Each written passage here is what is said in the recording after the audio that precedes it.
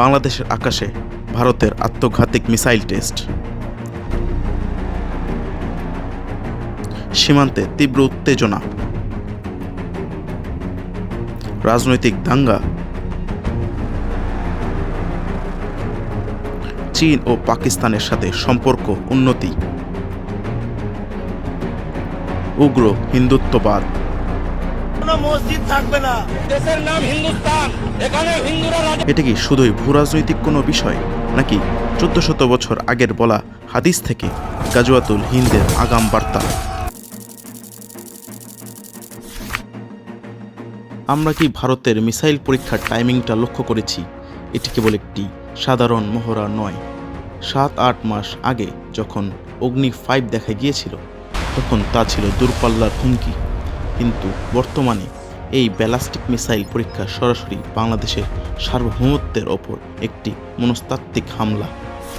ঠিক যখন বাংলাদেশের স্বরাষ্ট্রমন্ত্রী সালাউদ্দিন সাহেব পাকিস্তানের সাথে ঐতিহাসিক নিরাপত্তা ও গোয়েন্দা তথ্য বিনিময়ের চুক্তি চূড়ান্ত করলেন এবং খলিল সাহেব চীন থেকে বড় ধরনের সামরিক ও কৌশলগত সমর্থনের আশ্বাস নিয়ে ফিরলেন, তখনই ভারত তার মিসাইল ভান্ডার বের করেছে।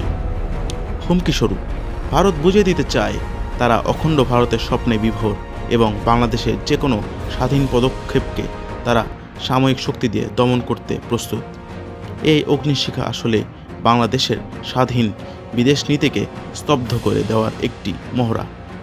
প্রায় 1400 বছর আগে রাসূলুল্লাহ সাল্লাল্লাহু আলাইহি সাল্লাম যে গাজওয়াতুল হিন্দের কথা বলেছিলেন, তার রণঢঙ্কা তবে আমাদের এই অবাধ্য আকাশেই প্রথম বেজে উঠল। এটি কেবল ধাতু আর বারুদের পরীক্ষা নয়, এটি একটি স্বাধীন জাতির মেরুদণ্ড ভেঙে দেওয়ার নীল নকশা। গাজওয়াতুল হিন্দ অকাঠ্য ধর্মীয় দলিল ও আধ্যাত্মিক সত্য। কুরআনের আমোস সূরা মায়েদার 82 নম্বর আয়াতটি আজকের ভূ রাজনীতির সবচেয়ে বড় ধ্রুব সত্য। আল্লাহ বলেছেন, মুমিনদের প্রতি সবচেয়ে বেশি শত্রুতা ভাবাপন্ন হবে ইয়াহুদি ও মুশরিকরা। আজ ইসরায়েল এবং ভারতের হিন্দুত্ববাদী শাসক গোষ্ঠীর মধ্যকার যে গভীর মৈত্রী, তা কি এই আয়াতটির প্রতিফলন নয়? এটি কোনো রাজনৈতিক কাকতালীয় ঘটনা নয়, এটি একটি খোদাই সংকেত যা মুমিনদের চোখ খুলে দেওয়ার জন্য যথেষ্ট। হাদিসের গভীর ব্যাখ্যা সুনানে নাসারি 3175 নম্বর হাদিসে রাসূল সাল্লাল্লাহু আলাইহি ওয়াসাল্লাম গাজওয়াতুল হিন্দের সুসংবাদ দিয়েছেন। হযরত আবু হুরায়রা রাদিয়াল্লাহু তাআলা আনহু বলেছিলেন, এই যুদ্ধে অংশ নিতে পারলে তিনি তার জান মাল সব আল্লাহর রাস্তায় বিলিয়ে দেবেন। কেন এই বিশেষ যুদ্ধের জন্য জান্নাতে সুসংবাদ? কারণ এটি হবে হক তথা সত্য এবং বাতিলের চূড়ান্ত লড়াই। বাস্তবতা, ভারত কখনোই বাংলাদেশের অকৃত্রিম বন্ধু হতে পারে না। এটি কেবল রাজনৈতিক স্লোগান নয়, এটি স্বয়ং স্রষ্টার ঘোষণা। যারা এই মহাসত্য অস্বীকার করে বিদেশের দালালি করে, তারা আসলে বুদ্ধিভিত্তিক ও আধ্যাত্মিক পঙ্গুত্বের শিকার। বিজয় আসবে সেই যোদ্ধাদের হাতে যারা দুনিয়ার মোহ অন্ধ হয়নি, বরং যাদের হৃদয়ে গাজওয়াতুল হিন্দের ইমানি আগুন জ্বলছে। যারা ভাবছেন ভারত আমাদের বন্ধু, তারা তথাকথিত সমাজ বই পড়ে মুখস্থ বিদ্যা অর্জন করেছেন, তারা আসলে আল্লাহর কালামকেই অস্বীকার করেছেন। বরাবরের মতোই সারা বিশ্বের কাছে ভারত নিজেকে বিশ্বের বৃহত্তম গণতান্ত্রিক দেশ দাবি করে, কিন্তু অঙ্ক বলছে এটি একটি মেজরিটেরিয়ান স্বৈরতান্ত্রিক ব্যবস্থা। ভারতের জনসংখ্যার প্রায় 15% মুসলিম, যা আনুমানিক 20 কোটি, কিন্তু লোকসভায় মুসলিম প্রতিনিধিত্ব মাত্র 4 থেকে 5%। সরকারি চাকরিতে IAS IPS মুসলিমদের হার মাত্র 3%। এই 15% বনাম 3%-এর অঙ্কই বলে দেয় ভারত কিভাবে মুসলিমদের পরিকল্পিতভাবে রাষ্ট্রীয় কাঠামো থেকে মুছে ফেলতে চায়। সাচার কমিটির রিপোর্ট অনুযায়ী ভারত মুসলিমদের মাথাপিছু আয় এবং শিক্ষার হার দরিদ্রদের চেয়েও নিচে। সেকুলারিজমের নামে মুসলিমদের সুকৌশলে সিস্টেম থেকে বের করে দেওয়া হচ্ছে। সদ্য পশ্চিমবঙ্গে নির্বাচিত বিজেপি নেতা শুভেন্দু অধিকারীর বক্তব্যে বোঝা যায় তারা কতটা মুসলিম বিদ্বেষী, তার সাথে বাংলাদেশি বিদ্বেষী। পশ্চিমবঙ্গে শুভেন্দু অধিকারীর উত্থান কেবল একটি স্থানীয় রাজনৈতিক বিষয় নয়, এটি একটি সুপরিকল্পিত সাময়িক ও রাজনৈতিক মাস্টার প্ল্যান। আগে তারা পরোক্ষভাবে কথা বলতো, এখন সরাসরি বাংলাদেশি অনুপ্রবেশকারী কার্ড ব্যবহার করে সাম্প্রদায়িক দাঙ্গা উস্কে দিচ্ছে। শুভেন্দুর জয় মানেই আমাদের সীমান্তে যুদ্ধের কালো মেঘ।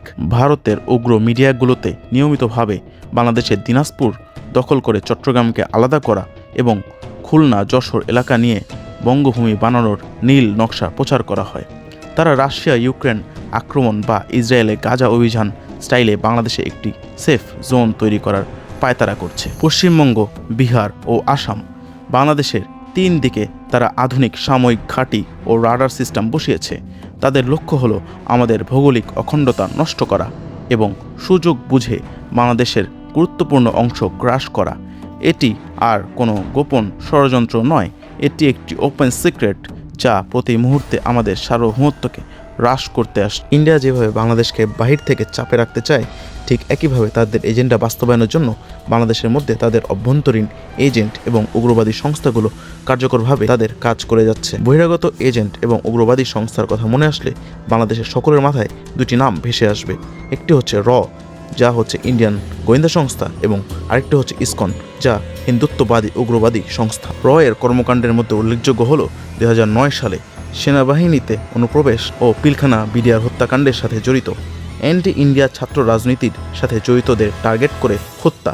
যেমন একটি বড় উদাহরণ হচ্ছে ওসমান হাদি ভাই। প্রশাসন, মিডিয়া, ব্যাংক, রাজনীতি সহ সামাজিক যোগাযোগ মাধ্যমগুলোতে নেটওয়ার্কিং তৈরি, নির্বাচন ও রাজনৈতিক স্থিতিশীলতায় হস্তক্ষেপ একটি উল্লেখযোগ্য কারণ। বরাবরের মতোই ইসকন হচ্ছে একটি হিন্দুত্ববাদী উগ্রবাদী সংস্থা, যা কিনা ভারতের রয়ের এজেন্ডা বাস্তবায়ন করতে কার্যকর ভূমিকা পালন করে। জোরপূর্বক ধর্মান্তরিত করা এবং উগ্রবাদী চেতনা ছড়ানো, জমি দখল ও ধর্মীয় স্থানে বিতর্কিত কার্যকলাপ, জাতীয় পতাকা অবমাননা ও সেডিশনের অভিযোগ, যার ফলে নেতাদের গ্রেপ্তার। গত বছর আমরা দেখেছি চিন্ময় কৃষ্ণ দাসকে গ্রেপ্তার করা হয়েছে জাতীয় পতাকা অবমাননার জন্য। তখন আমরা ভারত সহ বিভিন্ন সংস্থা এবং উগ্রবাদী হিন্দুদের পরিলক্ষিত করতে পেরেছি। ইন্ডিয়া যেখানে বড় বড় মিসাইল এবং আত্মঘাতিক মিসাইল বানাতে ব্যস্ত, বাংলাদেশের মেধাবী শিক্ষার্থীরা সেখানে অটোরিকশা থেকে শুরু করে বিসিএস পরীক্ষার জন্য মত্ত হয়ে আছে। ভারতের আছে অত্যাধুনিক মিসাইল সিস্টেম, ভারতের আছে অগ্নি সিরিজ, যা 5000 কিলোমিটারেরও বেশি রেঞ্জের মিসাইল লঞ্চার, এবং ব্রাহ্মোস সুপারসনিক ক্রুজ মিসাইল মাত্র কয়েক সেকেন্ডের মধ্যেই উড়ে যেয়ে শত্রুর জাহাজ ধ্বংস করে দিতে পারে। আর আমাদের মেধাবীরা দেশ ত্যাগ করে বিদেশে পাড়ি জমাচ্ছে। বাংলাদেশের সামরিক শক্তির অবস্থা একেবারেই নাজেহাল। পিলখানা হত্যাকাণ্ডের অভিযোগের টার্গেটিং প্রতিরক্ষা বাজেট সিডিও এর মাত্র 1% এর আশেপাশে বিশ্বের নিম্ন স্তর। 2021-এ সর্বোচ্চ খরচের পর কমেছে 2023 4.21 বিলিয়ন ইউএসডি। আধুনিকায়ন বাধ্যগ্রস্ত শক্তি হ্রাসের অভিযোগ বারবার উঠেছে। বিগত স্বৈরাচারের আমলে এমনই সব পরিসংখ্যান ভেসে ওঠে আমাদের মাঝে, যা কিনা অত্যন্ত হতাশাজনক এবং সাময়িক শক্তি নিয়ে যে একটি হাস্যরস এবং কৌতূহলের সংস্থা বানিয়ে রেখেছে তারই একটা বহিঃপ্রকাশ। এই বিষয়গুলো থেকে আমরা একটি ক্লিয়ার সংকেত পাই। আপসহীনতার সাথে দেশের উন্নয়নে প্রত্যেকটি স্তরে ভালোভাবে কাজ করতে হবে, দেশের সামরিক বাহিনীকে শক্তিশালী করতে হবে এবং কূটনৈতিক তৎপরতাকে বৃদ্ধি করতে হবে। তাহলে একটি স্বাধীন এবং সার্বভৌম নিরাপদ রাষ্ট্র গঠন করা আমাদের পক্ষে সম্ভব হবে। সাবস্ক্রাইব।